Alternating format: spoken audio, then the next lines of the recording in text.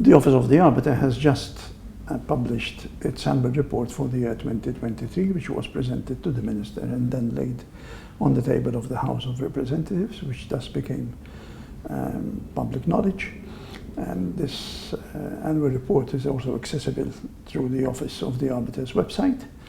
And the particular features which I thought I should stress from this annual report is the fact that there has been substantial increase in cases referred to the Arbiter, both those that make preliminary inquiries to investigate whether they have a case which then can be translated into a formal complaints, and also the formal complaints which were officially lodged and are being processed, and some of them have already been decided.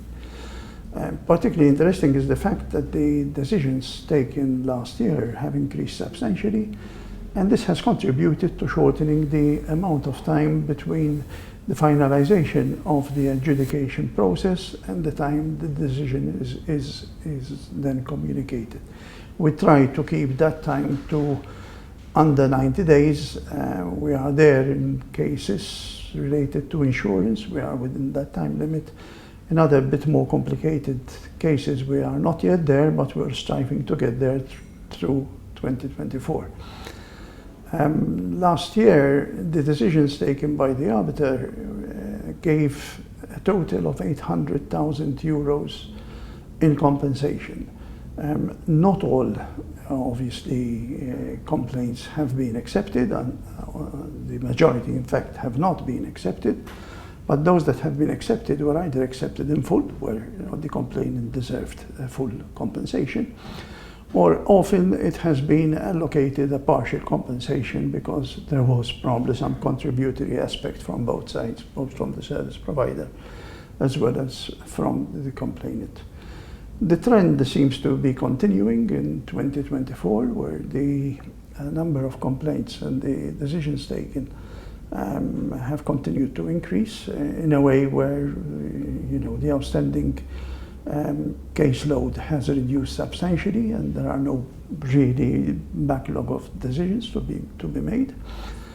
And we are very much encouraged by the fact that the increase in complaints is probably the result of better appreciation of the services offered by the Office of the Arbiter. I mean, it's our responsibility really to ensure that the people out there realize that if they have a problem with their service provider, be it a bank, insurance company, pension provider, or anybody else licensed to give a financial service, if they have a problem, they should consider that there is an independent body who can make an adjudication on their case. I think there has been some tendency for people to accept what they are told by the service provider without much questioning, and the service offered by the Office of the Arbiter gives an opportunity to the complainant to see really whether they should accept such decision. Obviously, the service provider has his own interest to protect and cannot give an objective decision, whereas there is the Office of the Arbiter who can see both sides of the story, both sides of the complaint, and arrive at an equitable and fair decision which could give some protection to the complainant, who obviously is always, considering the resources available, is always a bit at a disadvantage compared to the service provider. My appeal is that people who have a complaint to come to the Office of the Arbiter. We've seen a lot of people approaching us, especially in relation to scam cases for payments, where they have suffered losses for payments which they didn't know that they authorized.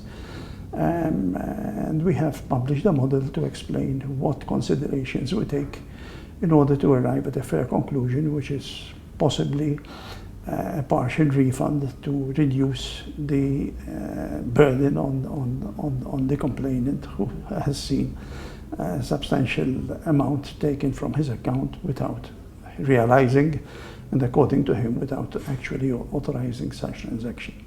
We look forward to continuing being of service to the community.